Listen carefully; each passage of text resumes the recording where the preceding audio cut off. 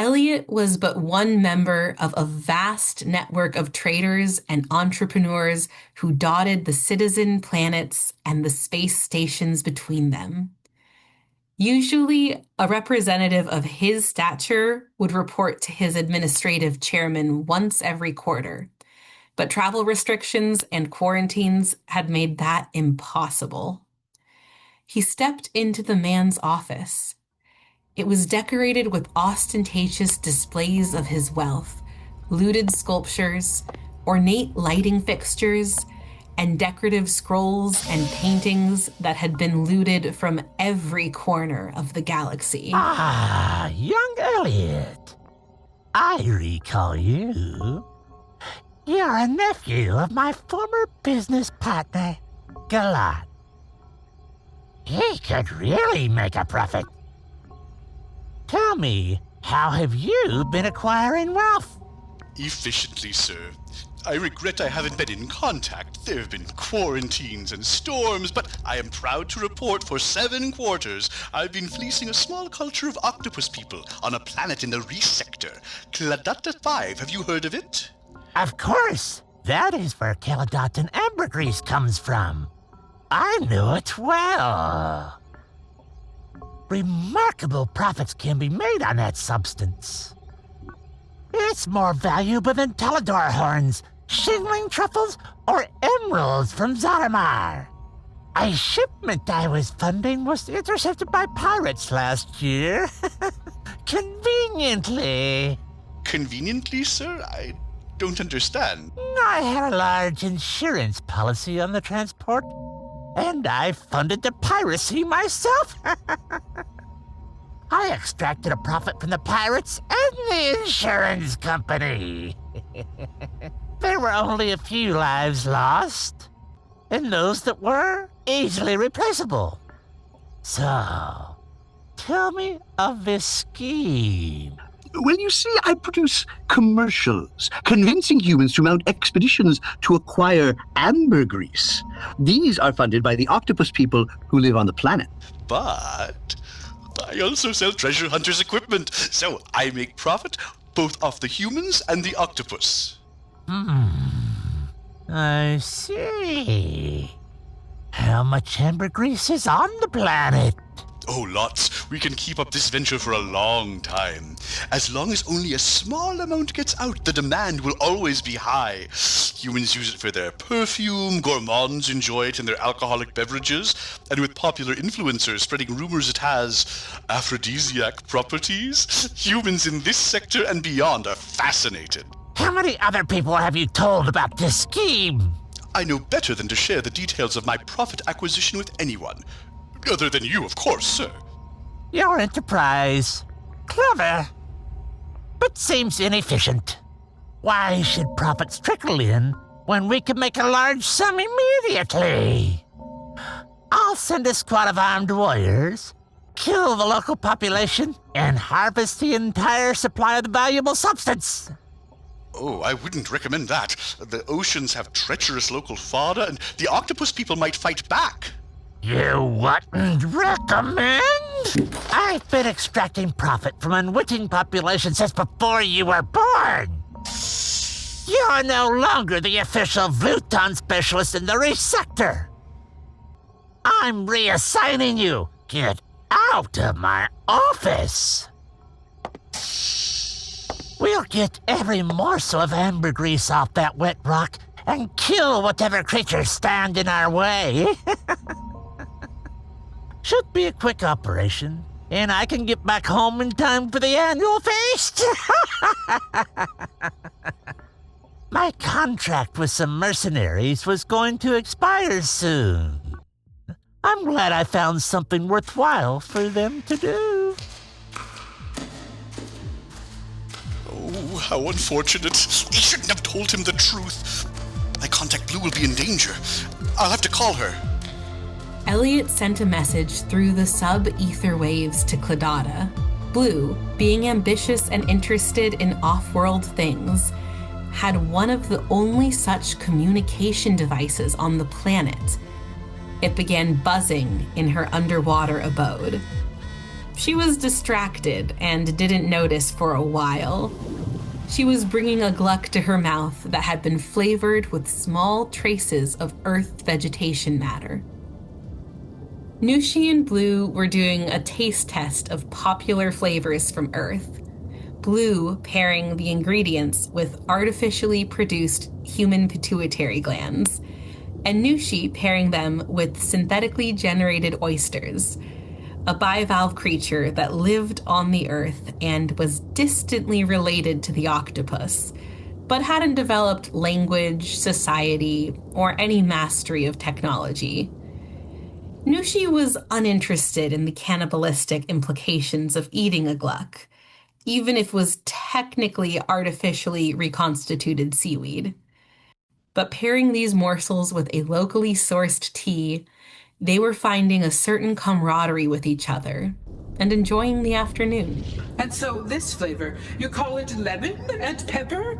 That I like very much. Yes, we call that a savory flavor, though lemon also is delicious paired with sweet flavors. How do you like the sesame? Delicious. I loved it, especially when paired with the chili. Isn't it funny? Humans have explored the galaxy, finding mineral resources on asteroids and lots of new plants that they could eat, but they cling to their traditions and mostly eat only things that resemble food from their home planet. I suppose it's because those foods were introduced to them by the family they loved and looked up to. The food I eat is exclusively from here on Kladata, except for glucks, which were introduced to me by an Aunt Aubergine, who I admire very much. Tell me, what else do humans eat? We used to eat something called foie gras. It was a meat pate from the liver of force-fed geese.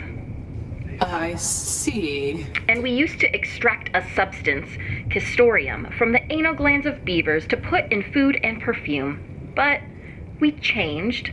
Once we understood they could suffer, most of us stopped. Most of you? Not all? No, not all. Change is slow, but it happens. We developed technology that let us eat delicious nourishment without suffering. I have eaten glucks out of hundreds of humans.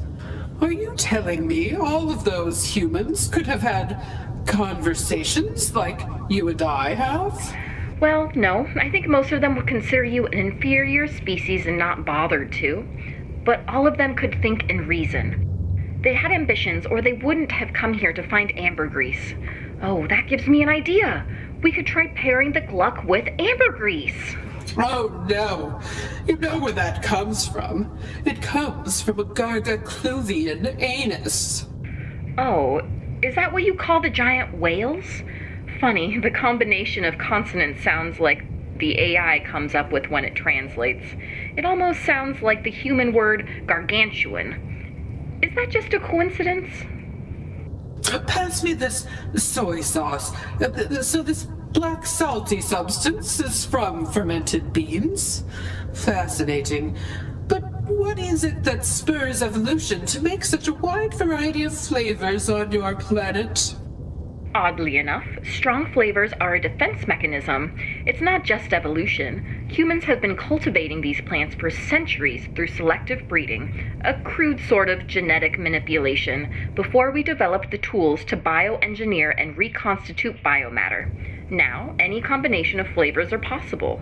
But we have traditions that led us to mostly enjoy the same combinations our ancestors did. You could come to Earth someday and try the food. Since you're able to eat these synthetic reproductions, I take it you could handle the conditions there. My ancestors lived on an island called Nippon, and they had many extraordinary food traditions. You have got to try the natto. How rude of me. I haven't offered you any fish. Here, I have some I traded for yesterday. I haven't eaten a real fish before. My computer can analyze it first to see if it would be safe for me. Just then, Blue's sub-ether radio device began to buzz, indicating she was getting a call. This is my contact, Elliott. I'll have to take this call. Maybe I should have him cease airing commercials. The universal construction machine will make them moot. Elliott. I've got bad news. You need to escape Kladata if possible. Vlutaa mercenaries are coming to take all the ambergris they can find and kill the octopus who get in their way. Kill us? But what about our business arrangement? I'm afraid the arrangement has to change due to forces out of my control. It's just business, you see. It's been good working with you, but our exchange was deemed to be less than efficient by my higher-ups, and I can't stop progress. We're wasting time. Get off the planet now. You deserve no meaningless platitudes. Detestable creature. I never liked him. My AI wasn't able to translate all of that, but I could sense he was stressed. It sounded really bad. You said I couldn't fit on your spaceship. Is there anything we can do about that? Yes, I have a universal construction machine. On my ship, we could construct a larger chamber that could be full of Kladatan water for you. Of course, that would throw off the fuel calculations. Can you explain to me the arrangement you had with that Vlutaa operative? What, him? He's nothing important. Clearly, I never should have trusted him. He's a coward and a backstabber. Why did you say you should stop airing commercials? The commercials? Oh, because I was paying him to drum up demand for ambergris. Elliott produced and aired ads that were intended to convince humans to come here so we could eat their glucks. We aren't interested in leaving our oceans to actually hunt humans off-world.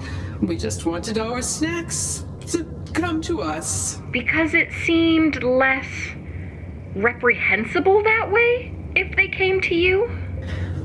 I didn't understand that humans could talk and reason. I never met a talking human before. They could all talk.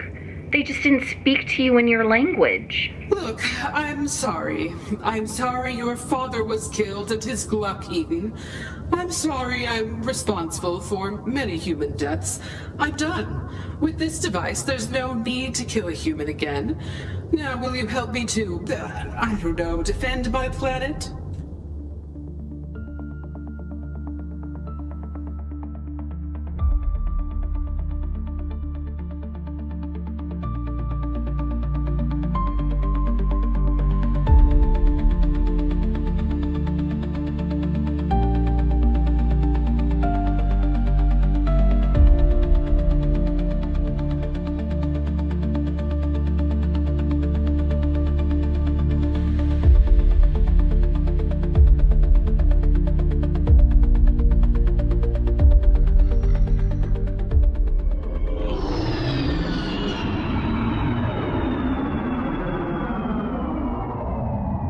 You're drifting a few meters off formation, Bronze 2. Oh, thanks. I hadn't noticed. Hey, how much farther away is this planet? We'll get there when we get there. So, what will you be doing with your paycheck, Ganthar? Oh, same thing I always do. You know, blow it in a few nights at a brothel on Prince Lefleria. I'm going to buy a yacht! Deck it out like a human casino and invite humans on to play games of chance. The likelihood that the humans will profit from my games will be statistically insignificant. Hey, any intel on how many of these triple-hearted natives we're dealing with? We don't know, but they haven't developed off-world travel yet. Probably won't put up much of a fight.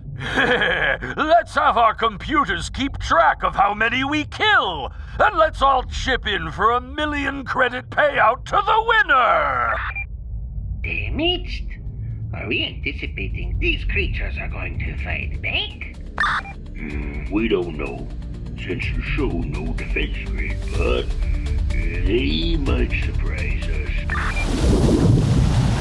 Though Blue was pacing in a panic, Nushi had been through scrapes such as this before and knew there must be a solution. Obviously, if we can communicate with these mercenaries, we could tell them about the UCM. It could make all the ambergris they could want without killing any of you. I had a translator that worked between me and my contact Elliott, but how could we amplify the message? The computer on my ship can do some impressive things. She helped me get out of scrapes before. Computer, how many Vlutaa ships are en route to Kladata 5? 201 ships are flying in formation. Arrival in 20 minutes. Computer, can you run scenarios in your X700 processor to find ways we could defeat them? I'm afraid I don't have time, Nushi. My calculation per second is finite due to hardware limitations. Run a scenario in which you have more computing power and more time. Processing. It doesn't work like that, but I'll try. Processing. Your universal construction machine could certainly create weapons that could fire projectiles at the invading fleet. We have the small problem of scale. This is intended to make little snacks, food for a small family. It wasn't designed to make structures or artillery.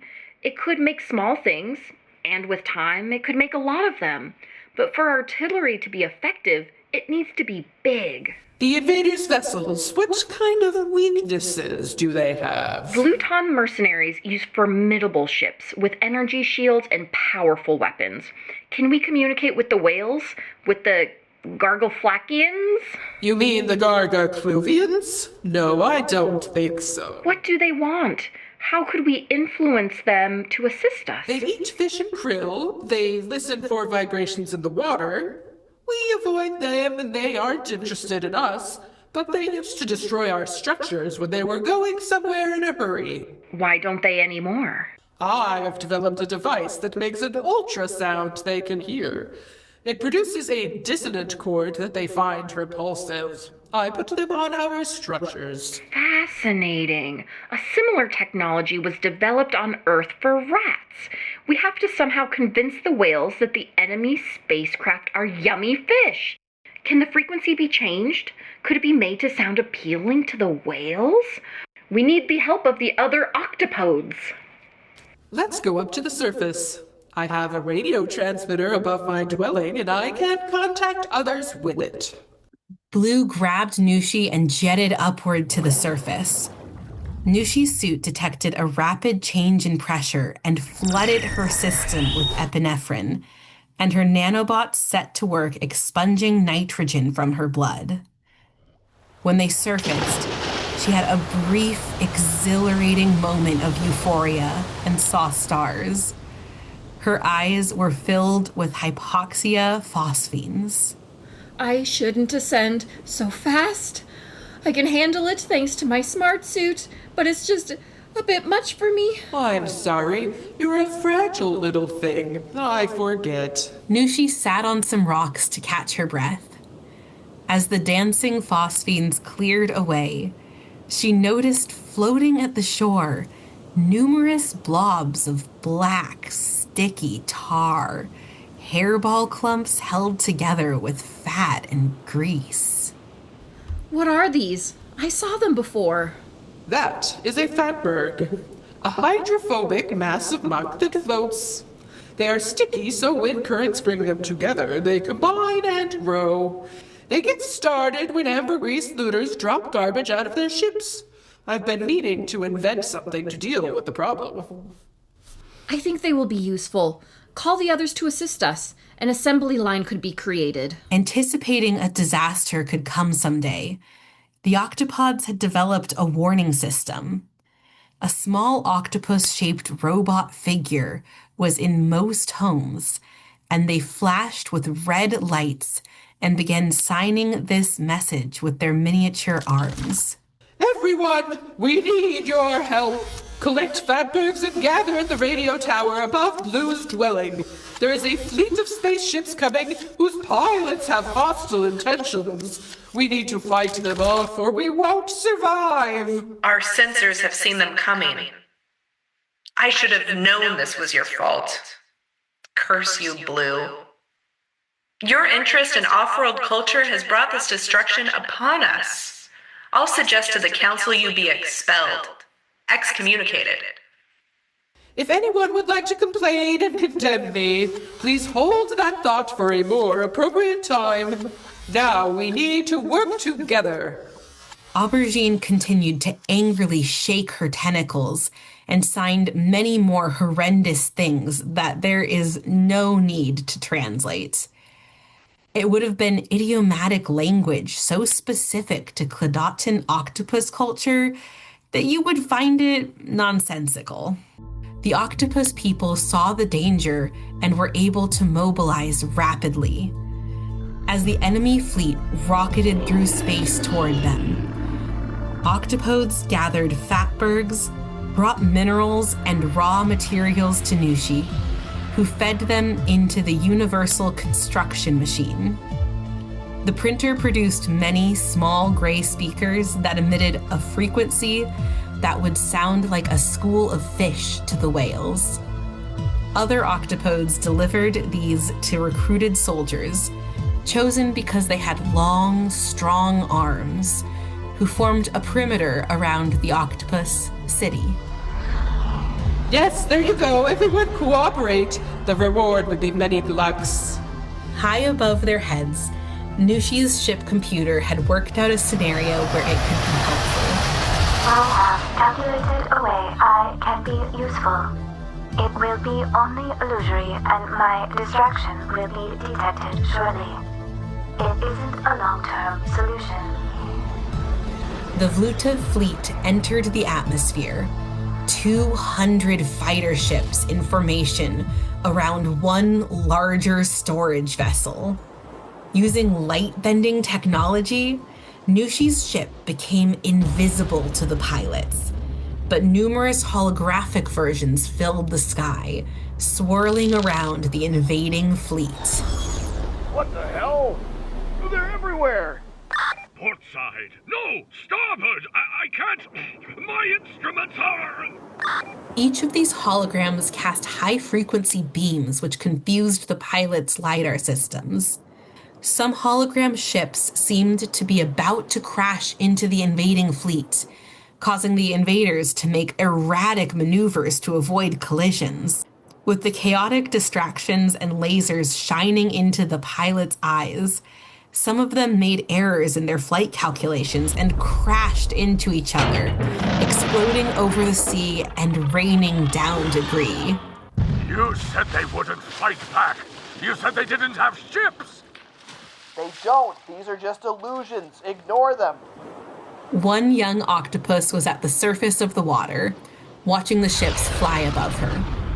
She held a fatberg the size of a potato in one tentacle, and in another, she held a gray sonic emitter that the UCM had produced. First, she pressed a button to activate it, like a mischievous human child might put a rock in a wet snowball. She smashed them together.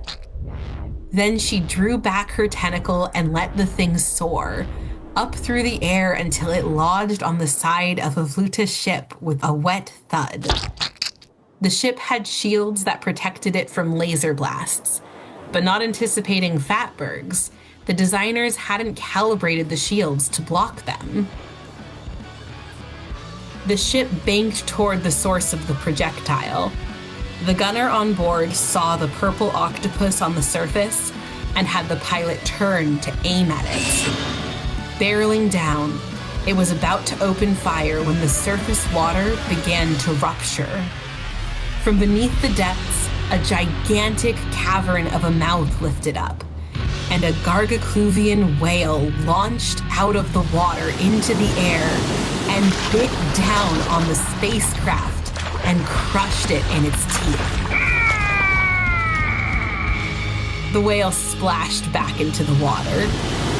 The Vlutaa pilot and gunner perished as the pressure change caused the water to rush into their vessel, making a curious, barely noticeable popping sensation in the whale's mouth. Of course, this wasn't something the whale could digest, so the metal, plastic, and glass would pass through the stomach and into the intestines, where it would be covered with a pungent, waxy substance to prevent its sharp edges from damaging the whale's digestive tract. The sky was speckled with these black, tarry projectiles, hurtling up from the ocean surface, slapping against Vluta's ship hulls and splattering on their windshields. It's working! Keep it up! More whales surfaced and ate the ships they could reach. Some laser blasts were fired, some ships crashed to avoid the whale jaws, but many of them pulled back and regrouped at a higher altitude. The remaining fighters are fleeing. My sensors are not picking up any survivors. Our unlikely alliance seems to have been successful. The surviving Vlutaa pilots began conversing with themselves, citing a clause in their contract that if 55% of their fleet is destroyed, they can retreat without pecuniary penalty. There was no response from their base, and the local commander's ship radio was silent. They could presume he was dead. They began to retreat. Some of them suggested that for future missions, the number should be reduced to 35%. Others said the dirty word, union. They had a lot to talk about on their way back to Vlutaa, but they didn't manage to kill any local octopus or acquire any Kladatan ambergris. I'm grateful your computer was so clever. We did it together. Your audio devices were what saved the Octopus City. Yes, but your universal construction machine was able to make them. But it was your knowledge of the local whales that destroyed the command ship and their transport vessel. I'll have the UCM whip us up some udon noodles and edamame. Oh, and Glucks. Glucks for everyone who helped. The octopodes rejoiced and danced with enthusiasm. They jetted about in tight, celebratory circles and even hugged each other, behavior that was very unusual. Then one of them noticed something and fell silent. A Garcacluvian whale swam overhead. Each octopus stopped playing and looked up, covered with a dark shadow.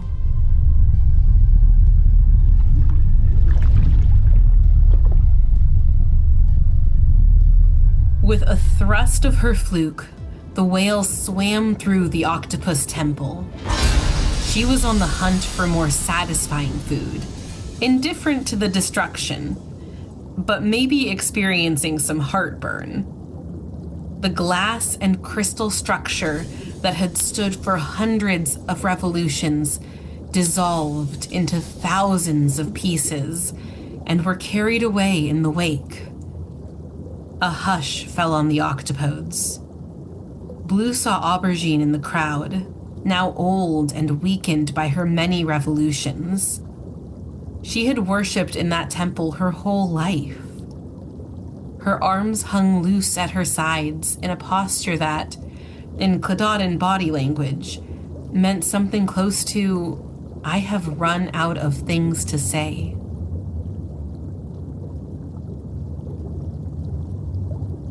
The octopodes shrugged and set about the task of recovering and replacing the sound emitters around the perimeter of the octopode city. It was a somber moment, but they were proud. They had managed to protect their planet, but were all now more aware of the dangers that existed in the galaxy. Thank you, Nushi. Safe travels. Come back and visit me sometime, and regards to your offspring or progenitors. Nushi swam back up to her ship, boarded, and flew out of the atmosphere, her ship becoming a tiny dot in the sky and then disappearing from view.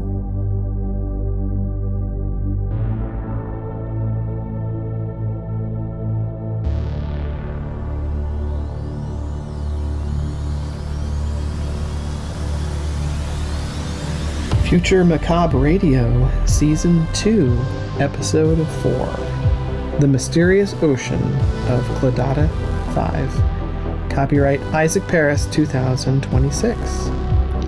Narrated by Bri Sonner. Starring as Blue, Yeehaw Being.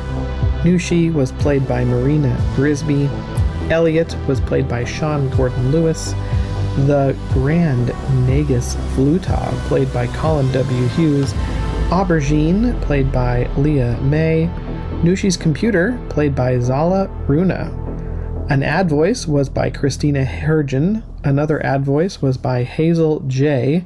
The Zaftig Sybarite influencer was Stephanie Fantastic, with Isaac Paris and Andrew Paris playing Vlutaa pilots. Some music by Francesco V on Fiverr. Other music by Gazelles and by Isaac Paris. Sound effects from Ocular, YouTube, and from me, Isaac Paris. Thank you for listening to Future Macabre Radio. More episodes are coming soon.